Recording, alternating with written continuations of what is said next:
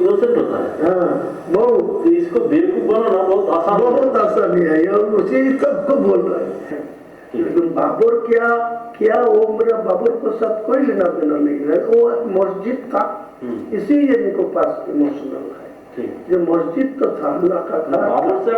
রাজ্যের বিধানসভা ভোটের সময় যত এগিয়ে আসছে ততই প্রকট হচ্ছে ধর্ম ও জাতপাতের রাজনীতি।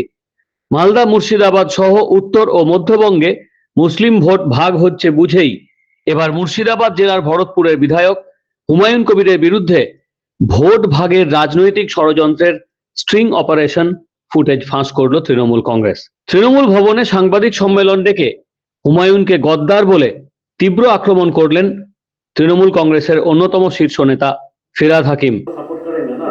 मैं तो बोला आप एग्री होगी, मेरा को ये मदद करेगी तो आप भाजपा को जहाँ बैठ के जितना नेता को सब बैठे, लेकिन ये कॉन्फिडेंशियल इलेक्शन का टाइम था, ये किसी को खुलना नहीं चाहिए। पता नहीं कि आपके साथ बीजेपी का संयोग है।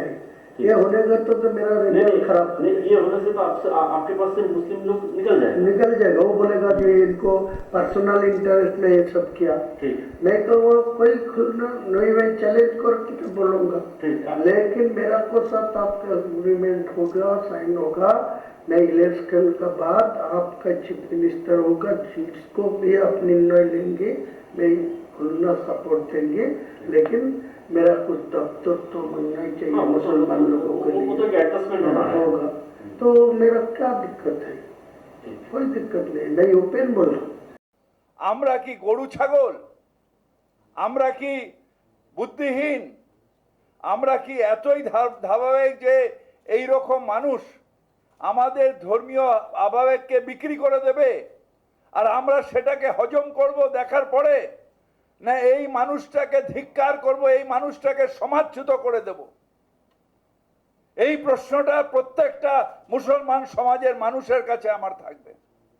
কেন কেন এই সাহস তারা পায় যে একটা মসজিদের নামে, তাও আবার বাবরের নামে হলো না হলো কিছু যায় আসে না, আমি বাবরের নামটা দিয়েছি এই কারণে যে এটাতে ভাবাবেগ হবে, এই এই এই সেন্টিমেন্টটাকে আমি বিক্রি করতে পারবো।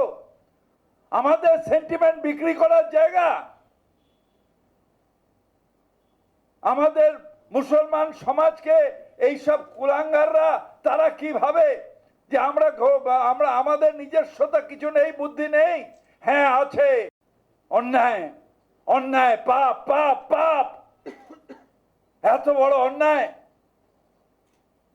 যে আমার ধর্মকে টাকাই বিক্রি করে দেব। একে কি ভাষায় করব? শুধু বেঈমান বললে কম বলা হবে। আমি চিনি এটাকে, সেই জন্য এইখানে বসে ওকে সাসপেন্ড করেছিলাম, পার্টি থেকে দূর করে দিয়েছিলাম। কুণাল ঘোষ এই পুরো ঘটনার তদন্তের দাবি করলেন। সঙ্গে ভোট ভাগের যে আঁতাত, সেটা আজকে সম্পূর্ণভাবে ফাঁস হয়ে গেল। আমরা এর যতগুলো কনসার্নড এজেন্সি আছে পুরোদস্তুর তদন্ত চাই, যে এই 1000 কোটি টাকার দাবি করতে পারে বা চাইতে পারে, কতখানি কে পেল, ও এখনো যে খরচা করছে সেটা কিসের টাকা, হেলিকপ্টার কোথা থেকে আসছে, তার মানে এই গোটাটা একটা স্ক্যাম। আমরা এই স্ক্যামের তদন্ত চাই। Bureau report, morning time news.